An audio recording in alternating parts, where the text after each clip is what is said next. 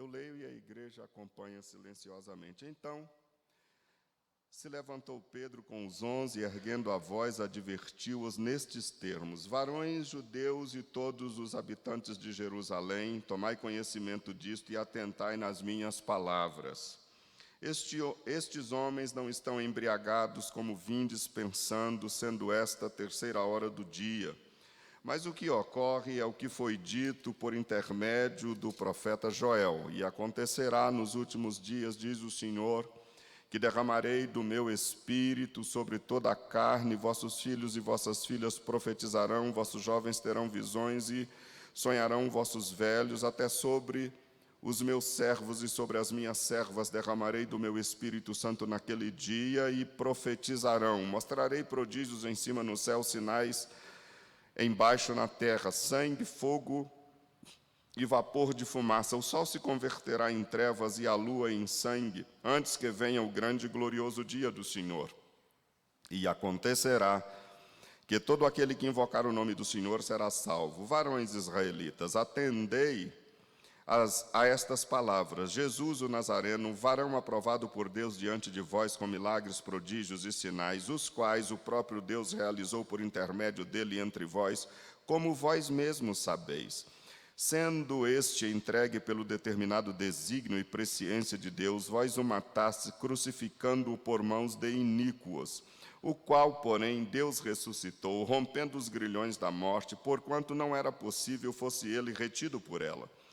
Porque a respeito dele diz Davi: diante de mim via sempre o Senhor, porque está à minha direita, para que eu não seja abalado. Por isso se alegrou o meu coração e a minha língua exultou. Além disso, também a minha própria carne repousará em esperança.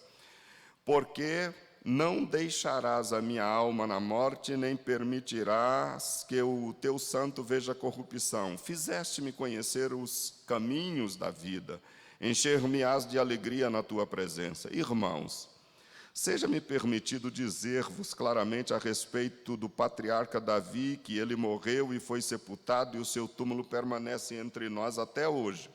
Sendo, pois, profeta e sabendo que Deus lhe havia jurado que um dos seus descendentes se assentaria no seu trono, prevendo isto, referiu-se à ressurreição de Cristo, que nem foi deixado na morte, nem o seu corpo experimentou corrupção. A este Jesus, Deus ressuscitou, do que todos nós somos testemunhas. Exaltado, pois, à destra de Deus, tendo recebido do Pai a promessa do Espírito Santo, derramou isso que vós vedes e ouvis, porque Davi não subiu aos céus, mas ele mesmo declara: disse o Senhor ao meu Senhor, assenta-te à minha direita, até que eu ponha os teus inimigos por estrado dos teus pés. Esteja absolutamente certa, pois, toda a casa de Israel, de que a este Jesus que vós crucificastes, Deus o fez Senhor e Cristo. Ouvindo eles estas coisas, compungiram-se-lhes o coração e perguntaram a Pedro e aos demais apóstolos: que faremos, irmãos? Respondeu-lhes Pedro: arrependei-vos e cada um de vós seja batizado em nome do Senhor de Jesus Cristo para a remissão dos vossos pecados, e recebereis o dom do Espírito Santo. Pois para vós outros é a promessa, para vossos filhos e para todos os que ainda estão longe, isto é, para quantos o Senhor nosso Deus chamar. Com muitas outras palavras deu testemunho e exortava-os, dizendo: salvai-vos desta geração perversa. Então, os que lhe aceitaram a palavra foram batizados, havendo um acréscimo naquele dia de quase 3.000 almas. Amém? Amém. Meus queridos, conforme os irmãos já ouviram, nós estamos agora numa série de sermões em Atos dos Apóstolos. E a temática geral é a importância do Espírito Santo na vida da igreja, com base nos textos de Atos dos Apóstolos. Antes de entrar no texto para examinar o sermão de Pedro, eu quero só mostrar. Eu estou falando antes porque é algo só, basicamente, para os pregadores, para a gente ver como que Pedro ele faz divisões no sermão dele, e ele dá indicativo para nós que ele está fazendo divisões. Então, isso ensina a gente. Pedro divide o sermão dele em 3 partes. E ele, para dividir o sermão dele em 3 partes, ele dá 3 pistas para nós. Para dizer, olha, eu estou mudando de assunto aqui, estou mudando de assunto aqui, estou mudando de assunto aqui, na mesma temática do sermão que ele está pregando. O primeiro está no verso 14, quando ele usa a expressão, varões judeus. Então, ele está dizendo, já está dando o sinal da primeira divisão do sermão dele. A segunda divisão do sermão dele está no verso 22, que ele diz assim, varões israelitas. É o jeito que Pedro tem de dizer que ele está mudando para uma outra divisão.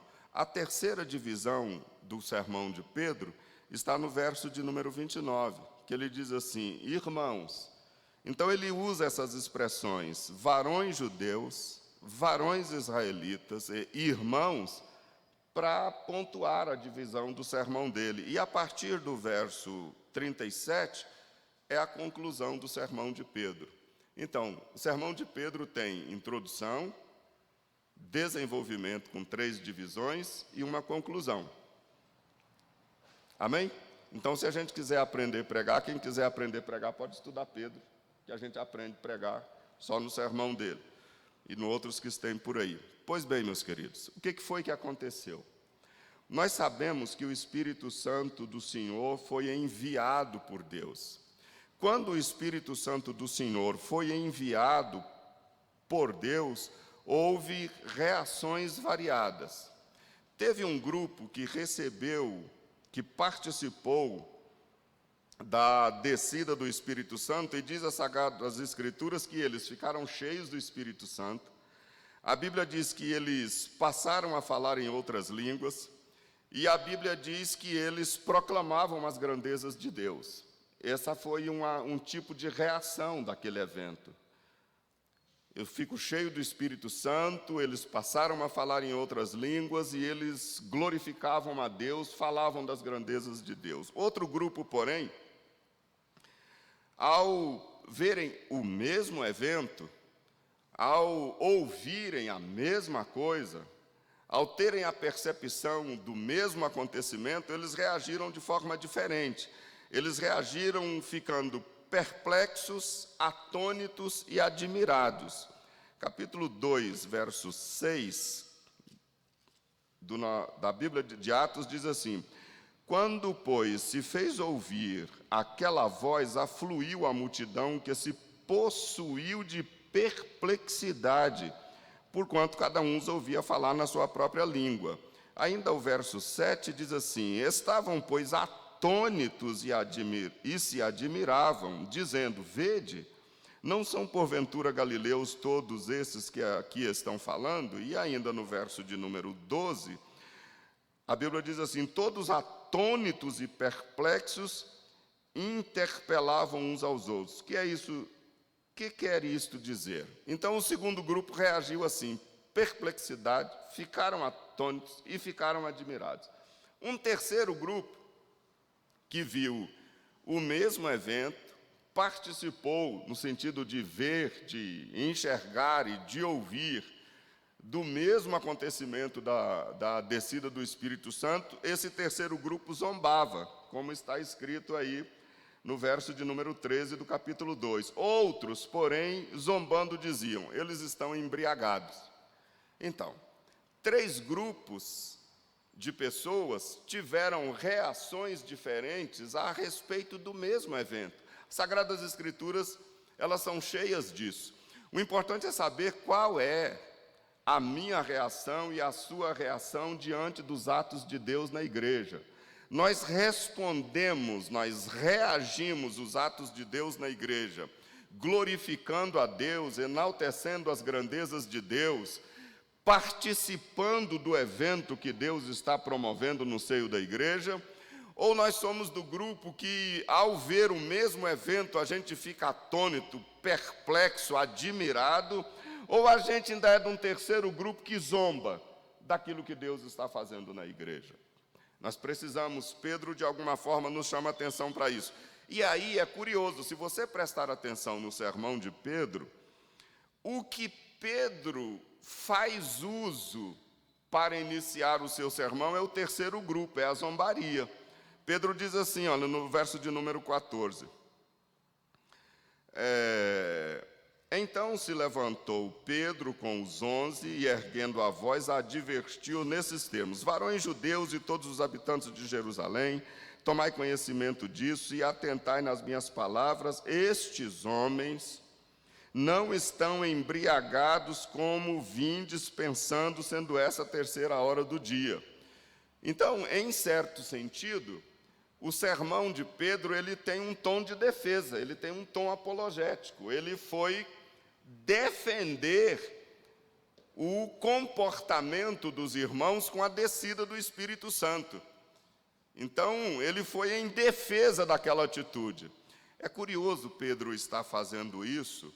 É curioso porque os 11 estão junto com Pedro para fazer essa defesa. É curioso que Pedro tenha iniciado o seu sermão tendo como referência um grupo que estava zombando e ele pediu a atenção de todos. Por que ele fez isso? Ele fez isso porque ele aprendeu com Jesus isso. Não foi uma e não foi duas vezes que Jesus defendeu a eles contra os fariseus, contra os hipócritas, contra a turma que estava querendo se arremeter contra eles. Jesus foi lá e os defendeu. Uma determinada feita, só para lembrar um exemplo que está cheio nos 4 evangelhos, vocês podem procurar, mas uma que é bastante conhecida, que é o do Monte da Transfiguração. Vocês sabem que no Monte da Transfiguração, Jesus só levou 3. Os outros ficaram embaixo trabalhando. E a Bíblia diz que eles foram orar por alguém e não conseguiu expulsar o demônio do menino, que estava lá com dificuldade, endemoniado e com problema.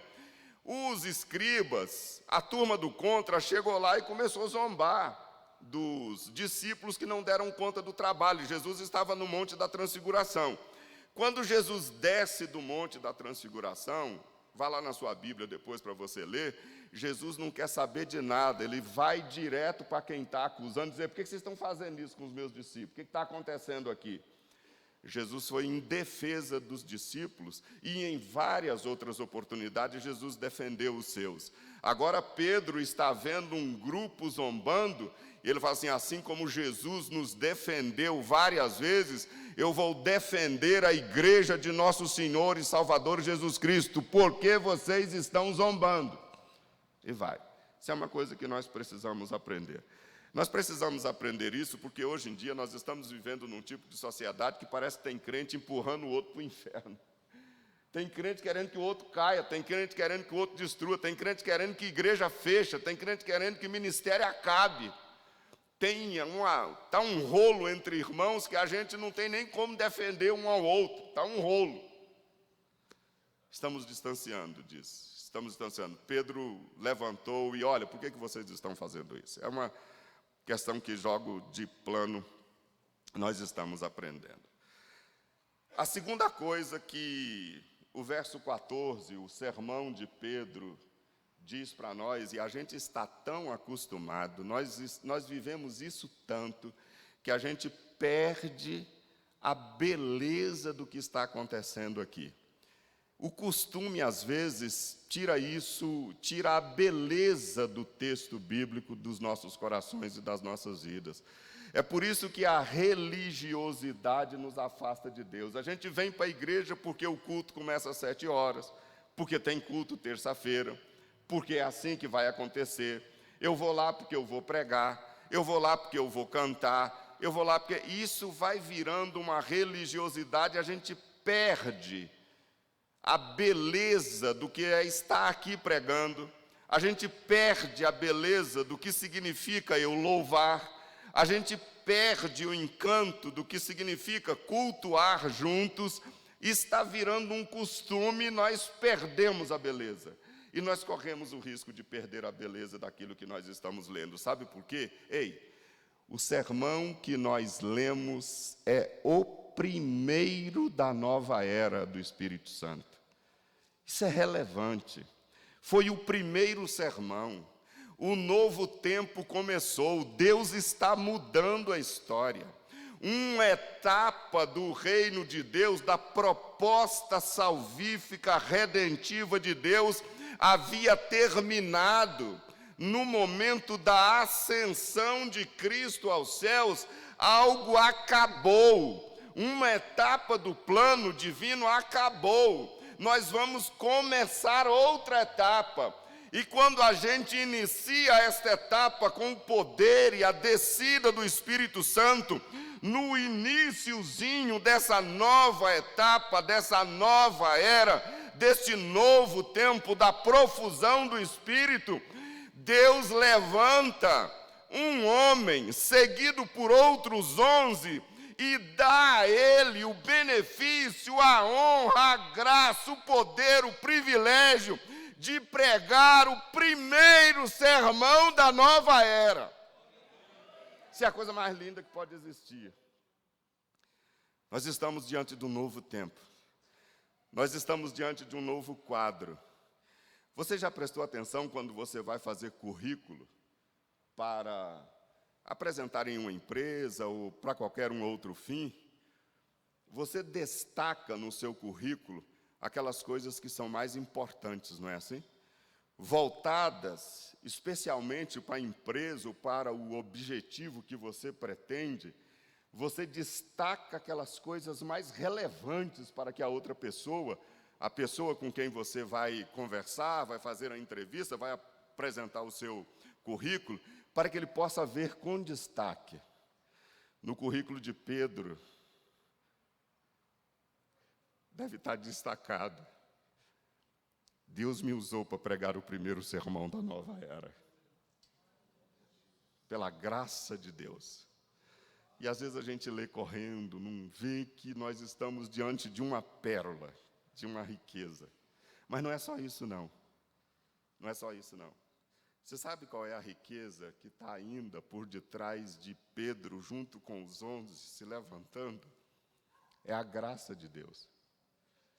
A nova era, ela começa com um toque da abundante graça de Deus. Por quê que eu estou dizendo com esse sermão de Pedro que a nova era se inicia com um toque da abundante graça de Deus? Nós nos lembramos, há alguns dias atrás da descida do Espírito Santo, Pedro, nós não temos nem 2 meses disso que eu vou dizer aqui, do evento. Há cerca de 2 meses antes, Pedro recusou o plano de Deus proposto por Jesus de Nazaré. Jesus de Nazaré reúne os 11 e diz assim: olha, o Filho do Homem vai ser entregue nas mãos dos homens, os homens vão matar o Filho do Homem, o Filho do Homem vai morrer, e o Filho do Homem vai ressuscitar dentre os mortos. Pedro chamou Jesus e falou: negativo, o plano do Senhor está errado. O Senhor não pode fazer isso. O Senhor está com a cabeça aonde?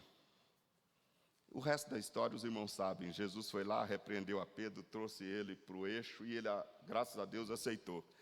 Mas Pedro, insatisfeito com isso, a vida continuou e Pedro negou Jesus por 3 vezes. Chegou diante de Jesus e falou assim: comigo não é assim não, a todo mundo que está aí, desses que estão seguindo o Senhor, pode negar o Senhor, mas eu não vou fazer isso não. Eu mantenho a minha fibra, eu defendo o Senhor em qualquer circunstância. Jesus falou: Pedro, não é assim. Ele falou: é assim, o Senhor não me conhece, é assim. Jesus falou: então tudo bem, olha, vai acontecer um negócio com você, antes que o galo cante, me negará 3 vezes. Vai ser, já que você está dizendo, então continua a vida. O resultado foi que nós sabemos a história, que Pedro negou Jesus. E aí Deus vai disciplinar Pedro.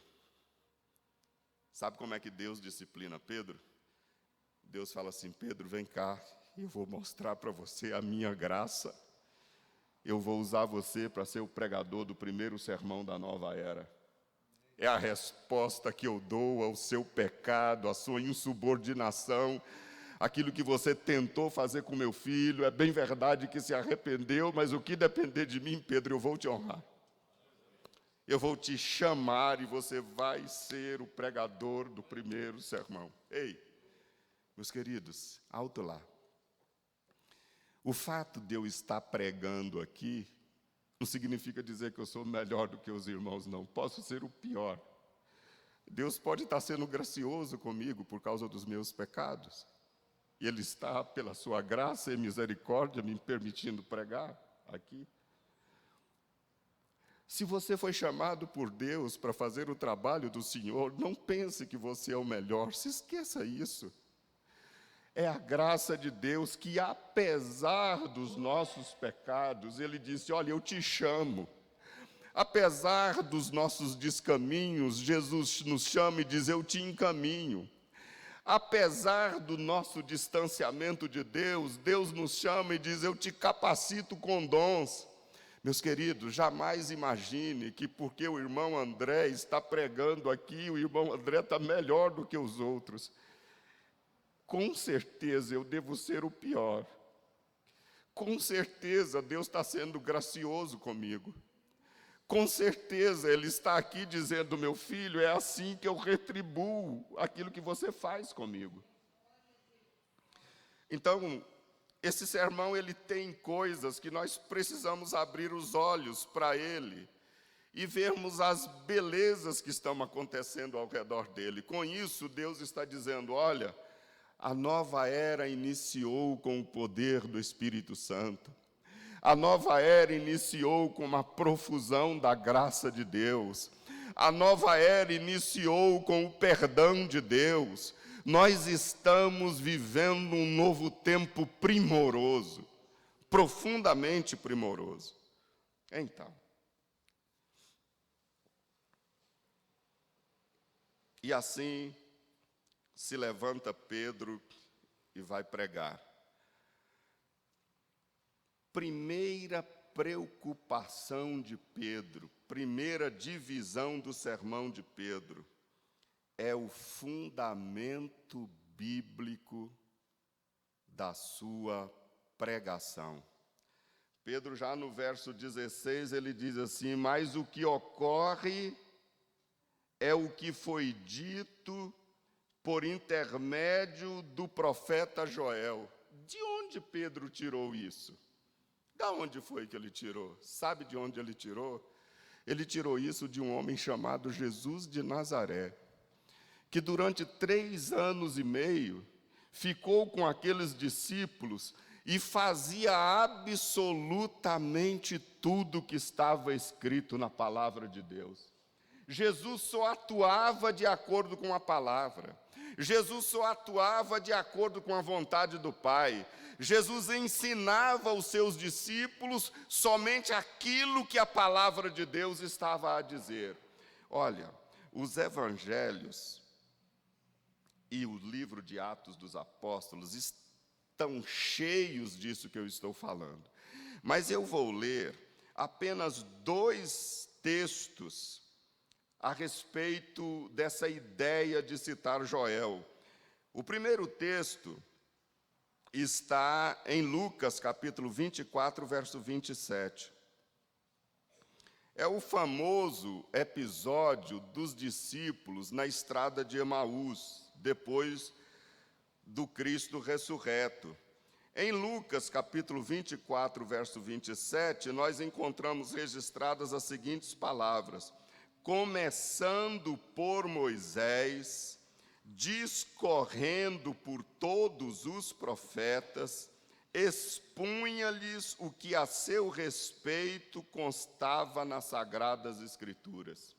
É assim que a gente deve ser obreiro, é assim que a gente deve ser servo de Deus, é assim que a gente deve ser membro da Igreja de Jesus. A nossa palavra deve ser essa palavra de Jesus aqui.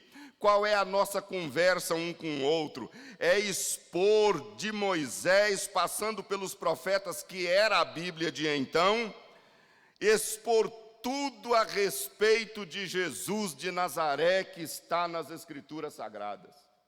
Assim Jesus ensinou. Um segundo texto, ainda em Lucas, no mesmo capítulo 24, agora os versos 44 e 45, nós lemos assim: são estas as palavras que eu vos falei, estando ainda convosco, importava se cumprisse tudo o que de mim está escrito na lei de Moisés, nos profetas e nos salmos. Então lhes abriu o entendimento para compreenderem as Escrituras. O entendimento da igreja, o coração da igreja, a vida da igreja vai ser edificada com a palavra de Deus. Começando de Moisés, dos profetas, dos salmos e agora o Novo Testamento, nós precisamos nos empenhar para proclamar a palavra de Deus. É por isso que Pedro faz na sua introdução uma advertência a respeito daqueles que estavam zombando e começa o primeiro item do seu sermão. Assim está escrito no profeta Joel. Nós somos uma comunidade tangida pela palavra do Senhor. Não está acontecendo aqui uma novidade, não estamos inventando nada, não há nada novo. Isto aqui é a promessa do Senhor. Esta é a palavra do Senhor. Pedro aprendeu com Jesus. Começa-se sempre com a palavra. Continua-se sempre com a palavra. Conclui-se sempre com a palavra. A palavra de Deus precisa de ser resgatada com todas as forças e com toda a nossa energia. Meus queridos, e aí vem Pedro e diz assim, verso 17. E acontecerá nos últimos dias, ele fazendo alusão ao profeta Joel, ele diz que acontecerá nos últimos dias. E aí nós precisamos entender por que Pedro está dizendo isso e o que caracteriza essa perspectiva dos últimos dias. O que Pedro está dizendo? Pedro está dizendo o seguinte, olha, um plano, uma etapa do plano de Deus acabou. Jesus foi assunto aos céus e nós finalizamos. E agora a gente está num novo tempo, numa nova era. É a era do Espírito Santo, do poder do Espírito Santo. Nós já iniciamos isso. O profeta Joel disse isso. Só que além dele dizer isso, ele fala assim, nós estamos nos últimos dias. Até onde vão esses últimos dias? E o que caracteriza os últimos dias? Os últimos dias, eles vão até a volta de Jesus. Essa perspectiva de que nós estamos nos últimos tempos, ela só terminará por ocasião da volta de nosso Senhor e Salvador Jesus Cristo. Quando isso estiver acontecendo, quando a volta de Jesus estiver para vir, para acontecer, os últimos dias estarão terminando. Isso significa dizer o quê? Isso significa dizer que eu e você pertencemos aos últimos dias. Nós vivemos no período dos últimos dias. Não interessa quanto tempo vai levar esses últimos dias. Não interessa se é 1 ano, se são 2 anos, se são 2.000 anos, 3.000 anos, 4. Não é isso relevante. O relevante é que nós estamos nos últimos dias. E nós não precisamos ter medo. Não tenha medo do tempo, não tenha medo da demora. Nós não precisamos ter esse tipo de medo, porque o novo tempo já começou. Ele começou na descida do Espírito Santo. E o Espírito Santo já desceu. A Assembleia de Deus é uma igreja pentecostal. A Assembleia de Deus acredita no poder do Espírito Santo. Nós estamos dentro dos últimos dias. O nosso sistema doutrinário adotou isso. Não há razão nenhuma para a gente ter medo. Nós somos da geração dos últimos dias. Já iniciou lá e continua até a volta de Jesus. Mas por que eu estou dizendo isso? Eu estou dizendo isso porque os últimos dias são caracterizados por algumas coisas. Sabe o que caracteriza os últimos dias? Primeira coisa que caracteriza os últimos dias.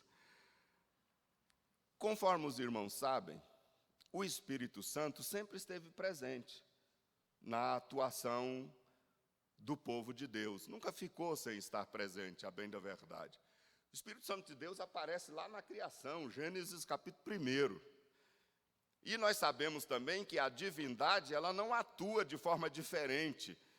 Deus Pai está fazendo uma coisa e Deus Espírito Santo está descansando e não faz nada. Não existe isso. Deus Espírito Santo está fazendo uma coisa e o Deus Filho está parado esperando a hora dele. Não é assim. O nosso Deus triuno, ele atua de forma inteira e plena em todos os eventos da vida. É bem verdade, com manifestações mais agudas de um ou outro, mas ele está presente em tudo.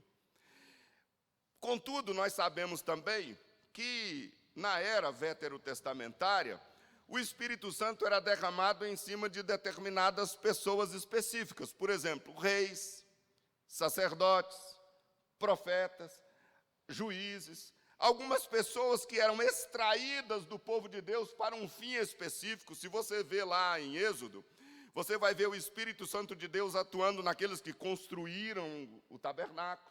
Foram pessoas que foram cheias do Espírito Santo de Deus para fazerem o trabalho, mas não era todo mundo, é esporádico. Era um e outro, assim.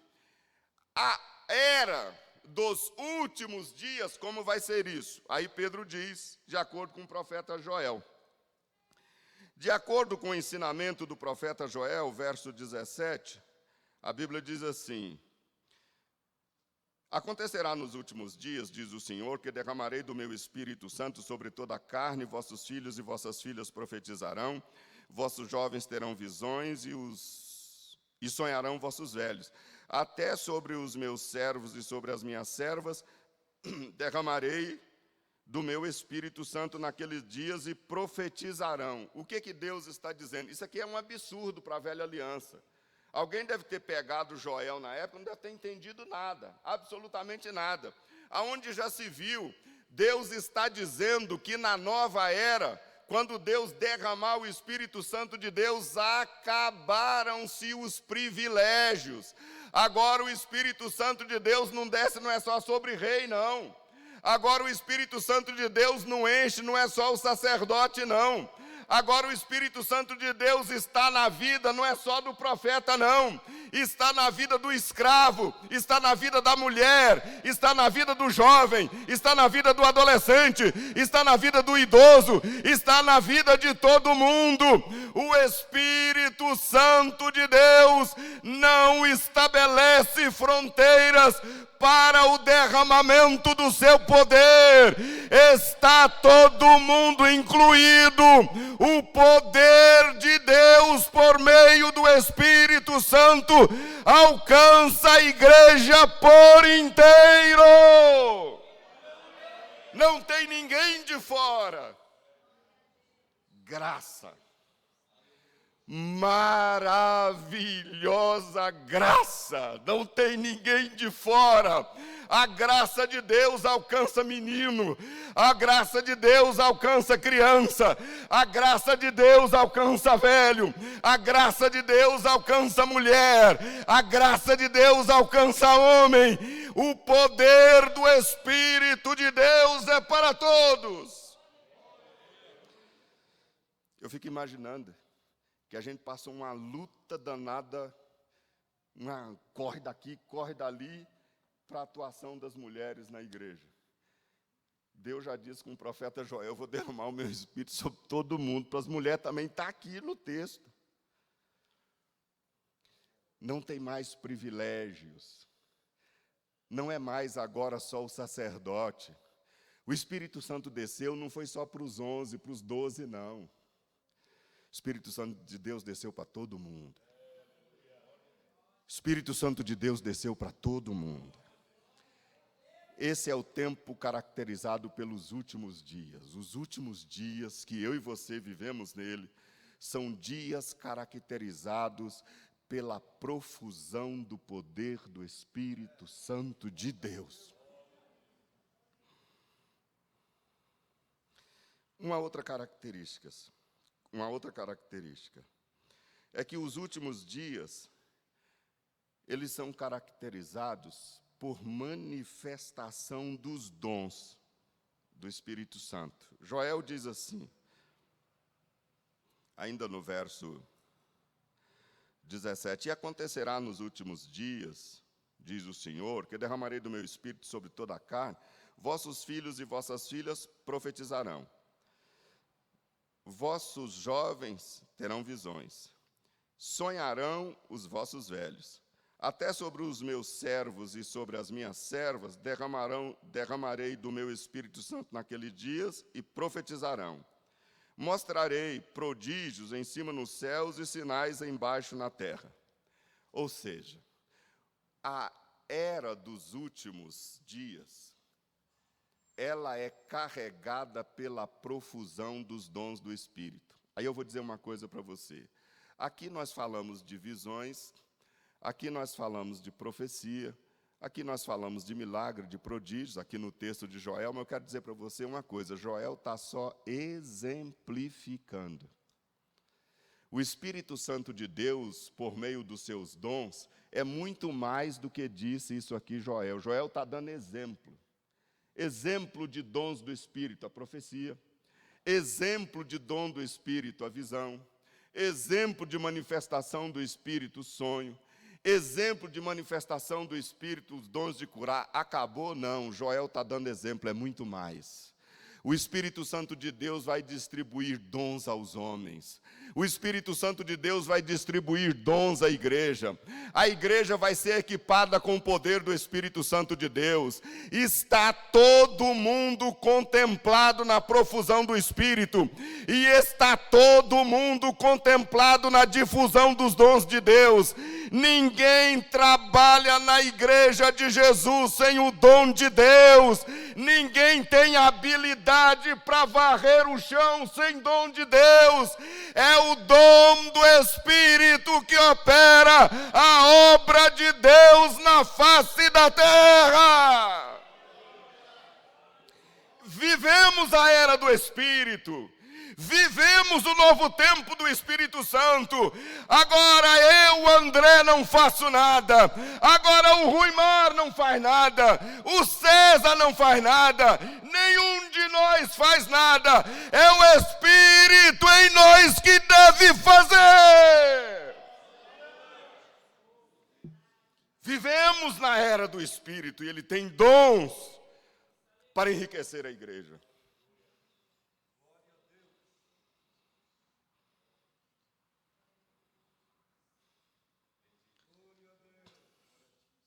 Meus queridos, os últimos dias são caracterizados pela manifestação da graça salvadora do Senhor. Os últimos dias são caracterizados pela descida do Espírito Santo para todo mundo. Os últimos dias são caracterizados pela distribuição dos dons do Espírito para todos os trabalhadores do Evangelho. Os últimos dias são caracterizados pela graça salvadora de Deus. Onde é que está isso? Pedro diz assim, fazendo uso de Joel, verso 21. E acontecerá que todo aquele que invocar o nome do Senhor será salvo. Ah, meus queridos, o que mais a humanidade precisa a não ser desta palavra e desta bênção, a salvação? E Pedro está dizendo, com base em Joel, que nós vivemos num momento, numa era, em que a graça salvadora de Deus é abundante. Ei, é por isso que a gente tem que pregar. É por isso que a gente tem que testemunhar. É por isso que a gente tem que viajar. É por isso que a gente tem que fazer missões. A graça de Deus salvadora é abundante. Nós precisamos ir onde as pessoas estão. aonde quer que elas estejam. Jesus falou que a gente tem que ir até os confins da terra. Por que que a gente tem que ir? Porque nós vivemos na era da graça salvadora abundante. As pessoas vão aceitar o Senhor. Os últimos dias são caracterizados por graça salvadora. Ei, meus queridos, nós vivemos na época da graça salvadora. Fala de Jesus para o seu companheiro, fala de Jesus para quem quer que seja, fala de Jesus com a sua vida. Nós vivemos na era da graça salvadora. Se eu falar, se você falar, se a pessoa invocar o nome do Senhor, ela será salva. Nós vivemos na era da graça salvadora.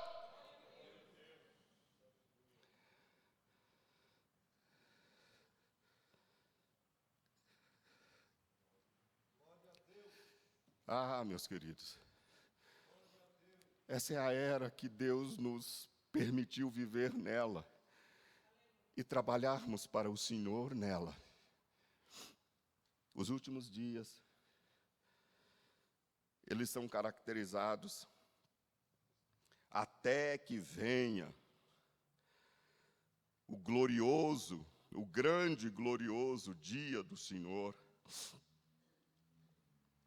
O verso de número 20 diz assim, o sol se converterá em trevas e a lua em sangue antes que venha o grande e glorioso dia do Senhor. O grande e glorioso dia do Senhor é o dia da nossa esperança.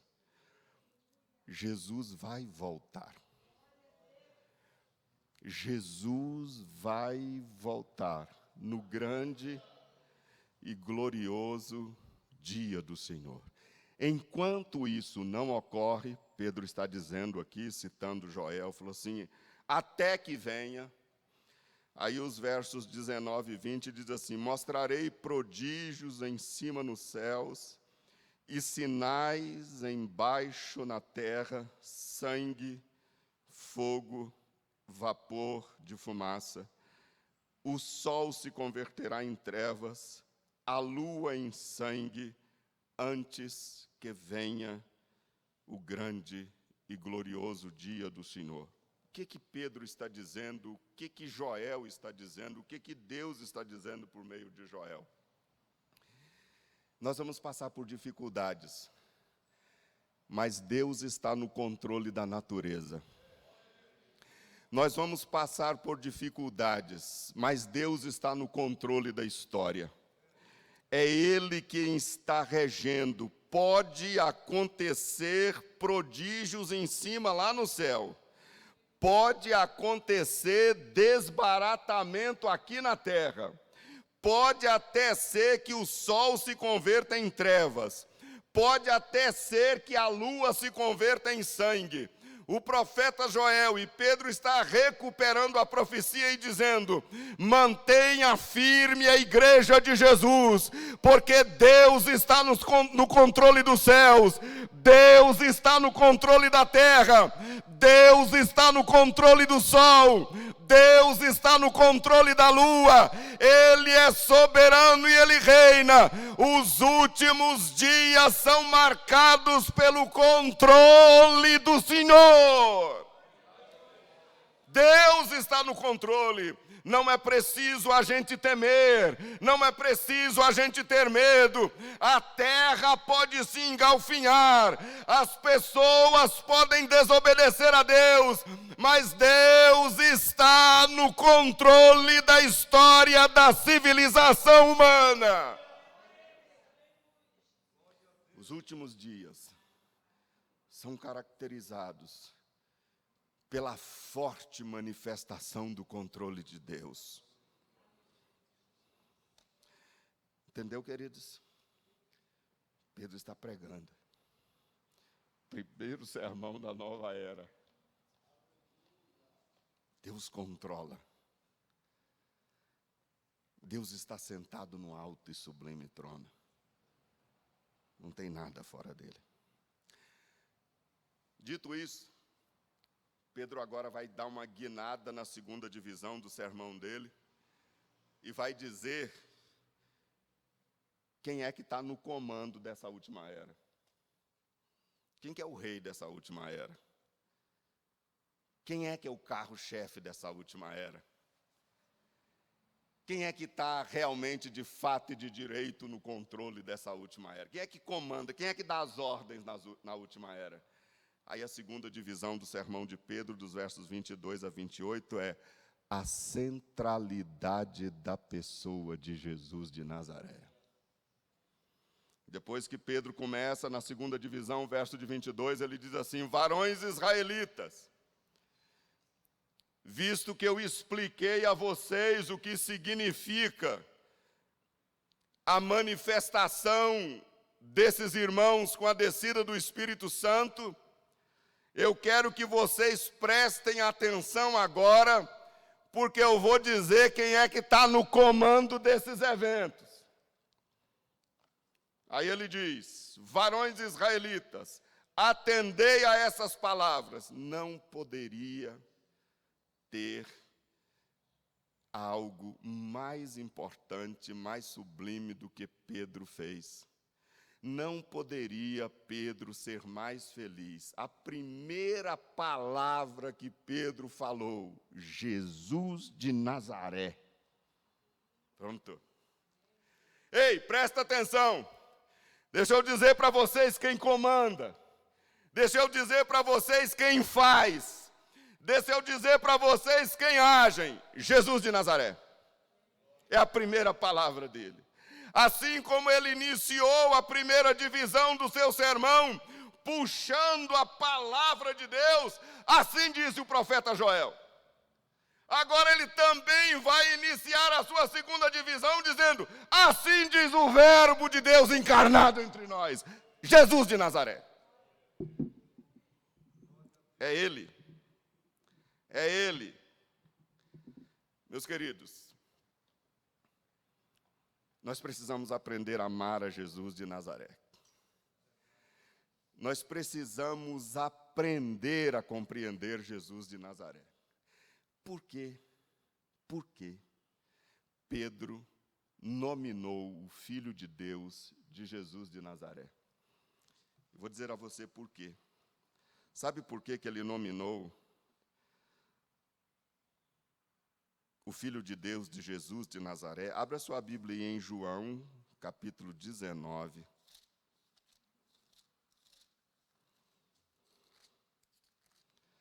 Capítulo 19, verso 19. Capítulo 19, verso 19, está dito assim: Pilatos escreveu também um título e o colocou no cimo da cruz. O que está escrito era: Jesus Nazareno. Pedro está dizendo: vocês mataram ele, mas quem manda é ele. Vocês colocaram lá na cruz o nome do meu Salvador, destruíram ele, mataram ele. Ele está vivo. E o nome dele é Jesus de Nazaré. Vocês vão ter que me ouvir agora. Eu jamais vou deixar de mencionar Jesus de Nazaré. Jamais. Ei, eu vou pedir a sua atenção para mostrar a você. Pega a sua Bíblia em Atos, por favor. Eu não vou nem ler, eu vou citar, e você dá uma olhada que você vai ver isso que eu estou dizendo agora. Abra a sua Bíblia em Atos, capítulo 3, verso 6. Se você abrir a sua Bíblia em Atos, capítulo 3, verso 6, lá no finalzinho vai estar dito assim: Cristo, Jesus Cristo Nazareno. Se você abrir a sua Bíblia em Atos, capítulo 4, verso 10, você vai ver lá escrito no meio do versículo: no nome de Jesus Cristo Nazareno. Se você abrir a sua Bíblia em Atos, capítulo 6, verso 14, você vai ver escrito lá no meio do versículo: porque temos ouvido dizer que esse Jesus, o Nazareno. Se você abrir a sua Bíblia em Atos, capítulo 22, e o verso de número 8, você vai ter lá escrito assim: eu sou Jesus, o Nazareno. Se você abrir a sua Bíblia em Atos 24, verso 5, você vai ver lá escrito assim: porque tendo-vos verificado que este homem é um peste promotor de sedições entre os judeus esparsos por todo o mundo, sendo também o principal agitador da seita dos nazarenos. Se você abrir a sua Bíblia em Atos 26, verso 9, você vai ver lá escrito assim: na verdade, a mim me parecia que muitas coisas deveria eu praticar contra o nome de Jesus o Nazareno. O Império Romano teve que ouvir o nome do homem que eles colocaram na cruz do Calvário, o nome do homem que estava salvando, o nome do homem que estava libertando, o nome do homem que estava curando, o nome do homem que derramou o Espírito Santo. É Jesus de Nazaré, Jesus de Nazaré, Jesus de Nazaré, Jesus de Nazaré. É Jesus de Nazaré. Pedro está dizendo: eu não me afasto de Jesus de Nazaré. Vocês têm que ouvir isso, vão ter que ouvir. É Jesus de Nazaré. O que diz mais Pedro? Pedro diz assim: olha, vocês fizeram isso com Jesus de Nazaré, mas eu quero dizer algo para vocês. Do verso 22 diz assim, do nosso texto, Pedro diz assim: Jesus de Nazaré, varões israelitas, atendei a essas palavras. Jesus de Nazaré, o varão aprovado por Deus diante de vós. O que Pedro está dizendo? Pedro está dizendo assim: olha, Jesus foi aprovado por Deus. O que significa ser aprovado por Deus? Significa dizer que Jesus era o representante de Deus no planeta Terra, e eles fizeram aquilo com Jesus. E Pedro está dizendo: olha, mas ele foi aprovado por Deus. Pedro está dizendo que, na verdade, Deus foi revelado nas palavras e no estilo de vida de Jesus de Nazaré. O escritor aos Hebreus compreende isso. Hebreus capítulo 1, verso 3, nós vemos registradas essas palavras a respeito de Jesus, que Jesus é o esplendor da glória de Deus e a expressão exata do seu ser. O escritor aos Hebreus entendeu isso, os discípulos não estavam entendendo. Não sei se vocês estão lembrados que uma vez Filipe chegou a Jesus pedindo que Jesus mostrasse o Pai a ele. Jesus olhou e falou: Filipe, eu estou há tanto tempo com você, você não sabe que se você vê a mim, você vê o Pai? E Filipe abriu a mente e compreendeu o ensino de Jesus. Jesus é o representante de Deus, Deus aprovou o varão, e agora é Deus que estava atuando na vida de Jesus de Nazaré. E aí Pedro continua dizendo que a vida de Jesus de Nazaré foi marcada no verso 22, por milagres, prodígios e sinais.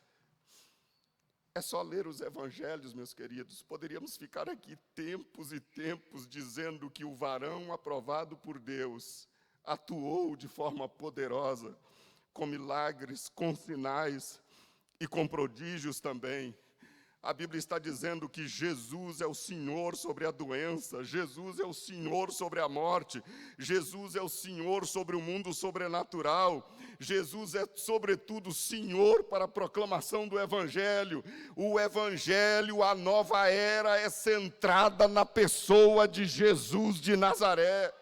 É Ele que está atuando, é Ele que está fazendo, é Ele que está aí. O Espírito Santo vem para glorificá-lo, o Espírito Santo vem para dar dons para a igreja, para que a igreja glorifique a Deus na pessoa do Pai, do Espírito Santo e sobretudo de Jesus de Nazaré. O Espírito Santo, igual à igreja, também dá testemunho de Jesus de Nazaré. Cristo é o Senhor. E aí, meus queridos, Pedro diz uma coisa preciosa, preciosa, de profunda riqueza de graça. Ele diz que Jesus de Nazaré foi varão aprovado por Deus. Ele diz que Jesus de Nazaré realizava sinais, prodígios e milagres. E aí vem Pedro, meus queridos, e diz o seguinte no verso de número 23. E sendo este entregue pelo determinado desígnio e presciência de Deus. Não pode ter declaração mais amorosa do que esta.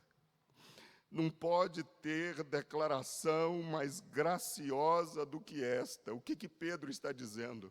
Pedro está dizendo, ei, a cruz não é uma novidade para Deus. Você está enganado. Não tem nada de novo aqui. A cruz não é uma virada de rota que, diante das circunstâncias, Deus permitiu que Jesus fosse para a cruz e agora está resolvendo. Não, não é. Pedro está dizendo o seguinte, que o ser humano, criado à imagem e à semelhança de Deus, pecou e se tornou inimigo de Deus. E a terra tem se transformado num caos, a terra tem sido rebelde, a terra não tem querido saber de Deus, o próprio povo de Deus que foi chamado por Deus para servir de bênção para todas as nações, não está compreendendo o plano de Deus. E Pedro está dizendo, olha para o mundo rebelde, olha para o mundo pecador, olha para o mundo inimigo de Deus, olha para o mundo que irritava a Deus, para o mundo que zombava de Deus, mas lá na eternidade da presciência divina, o Cordeiro já estava morto, a cruz já era uma realidade, e Deus ama você mesmo sendo pecador, Deus ama você mesmo sendo rebelde, Deus já tinha na sua presciência um plano redentivo para todo mundo. Como é que pode dormir com isso, meu querido? Como é que a gente pode não enxergar tanta maravilha? Como é que a gente pode não compreender? Como é que a gente pode não aceitar? É provavelmente que isso fica com uma certa dificuldade na sua cabeça de nós harmonizarmos a soberania de Deus e o livre-arbítrio humano. Mas independentemente das dificuldades, eu e você estamos aqui porque Deus nos amou primeiro. Eu e você estamos aqui porque você e eu já pertencíamos ao pensamento de Deus no dia eterno. Eu e vocês, a Adete existe porque ela estava no coração de Deus no dia eterno. Nós estamos aqui adorando e servindo porque Deus nos amou primeiro na eternidade. Nós somos amados por Deus. Pedro diz no seu sermão, olha, vocês estão aí com essa zombaria toda e Deus está oferecendo graça. Isso tudo já estava na presciência de Deus. E Pedro diz que Deus ressuscitou a Jesus de Nazaré. Verso de número 24. Ao qual, porém, Deus ressuscitou, rompendo os grilhões da morte. Ressuscitar a Cristo é a pedra de toque do cristianismo, da nossa fé, da nossa esperança. Não vou falar muito sobre isso agora. Eu quero falar sobre romper os grilhões da morte. O que significa essa expressão, romper os grilhões da morte? Presta bastante atenção. Eu disse que Pedro fala de Joel a respeito dos últimos dias, e que os últimos dias já estão passando, e nós pertencemos à geração também igual a eles, nós pertencemos à geração dos últimos dias. Quero ler para você algo que está em Colossenses, capítulo 1, verso 15, e capítulo 1, verso 18. Capítulo 1, verso 15 de Filipenses, Paulo diz assim, Colossenses, referindo-se a Jesus, que Jesus é o primogênito de toda a criação. Jesus é o primogênito. E no verso 18, ele diz assim, ele é o princípio e o primogênito dentre os mortos. O que é o primogênito? Primogênito é aquela pessoa primeira de uma série. Amém? Então você tem o primeiro e depois do primeiro você tem uma série. Por isso que ele é o primogênito. Quando a gente chega assim numa família e a família diz assim, ó, tem vários filhos e pergunta aos pais, e aquele ali? Os pais falam, aquele é o meu primogênito, porque depois dele vieram outros. Paulo diz, escrevendo aos Colossenses, que Jesus é o primogênito dentre os mortos. Para ele ser o primogênito dentre os mortos, Paulo está falando da ressurreição de Jesus. Mas se ele é o primogênito em relação à ressurreição, é sinal que Jesus é o primeiro de uma série. Quem é a série? A série sou eu e você. Não tem outro. A série que vai ressuscitar é a igreja de Jesus. O primogênito já iniciou. Se o primogênito já iniciou e depois dele vem uma série, quem é a série? A série é o André quando morrer, é a igreja quando morrer. Nós somos a série. Se nós somos a série, aí vem Pedro e diz assim, ó, no verso que nós estamos examinando, que eu disse que eu não quero fazer outra coisa a não ser me ater nessa expressão. No verso 24, ao qual, porém, Deus ressuscitou, rompendo os grilhões da morte. Ei, os grilhões da morte já foram rompidos, acabou. O primogênito já veio de lá, e depois dele vem a série. Não tem mais grilhões para a igreja, não tem mais grilhão da morte para o salvo. Tragada já foi a morte na vitória. Nós temos a ressurreição garantida em Cristo Jesus, o Senhor. Que maravilha! Nós temos a segurança. O primogênito já se levantou. Eu depois dele, eu me levantarei também. Depois dele, você se levantará também. Na hora e no tempo determinado por Deus. Os grilhões da morte se romperam. Vivemos numa era em que os grilhões da morte se romperam. O Velho Testamento viveu numa era em que o rompimento dos grilhões da morte era uma promessa. Pela graça de Deus, nós vivemos numa era em que o rompimento dos grilhões da morte é uma realidade.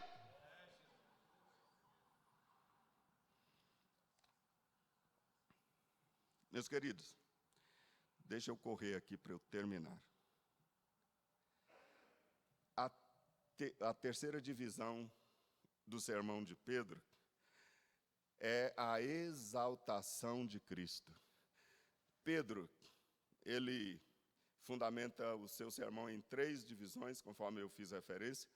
A primeira, ele vai na defesa da comunidade dos fiéis, fundado na palavra de Deus. Todas essas divisões aí, se você olhar na sua Bíblia, no livro que nós lemos, está fundamentada na palavra de Deus. Pedro não faz nada sem fundamentar na palavra, está tudo aí.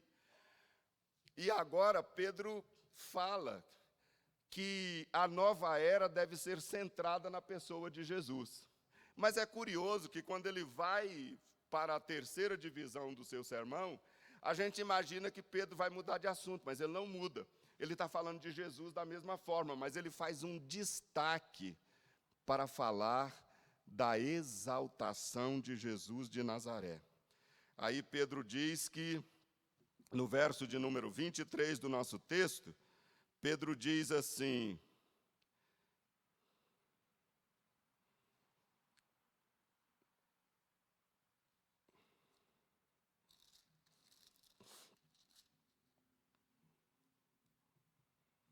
o verso 33, do nosso texto diz assim: exaltado, pois, à destra de Deus. Pedro dá um destaque para a exaltação de Jesus de Nazaré. Pedro não se contenta em dizer que Jesus é Senhor. Pedro não se contenta em dizer que Jesus é aquele que comanda. Pedro não se contenta em dizer que Jesus está juntamente com o Espírito Santo na igreja, no novo tempo e na nova era. Ele não se contenta com isso, ele quer dizer algo mais. Aí ele diz, olha, não é só apenas o fato de Jesus ser Senhor, não.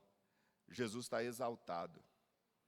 Jesus está exaltado à destra de Deus. Significa que Jesus ocupa um lugar de autoridade e que ele é o executor divino da história. De onde Pedro está tirando isso? Sabe de onde Pedro está tirando isso? Deixa eu ler para você. Em João, capítulo 17, na famosa oração sacerdotal de Jesus,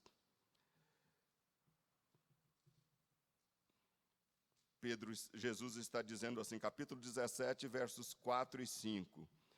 Eu te glorifiquei na terra, consumando a obra que me deste para fazer. E agora, glorifica-me, ó Pai, contigo mesmo, com a glória que eu tive junto de ti antes que houvesse mundo.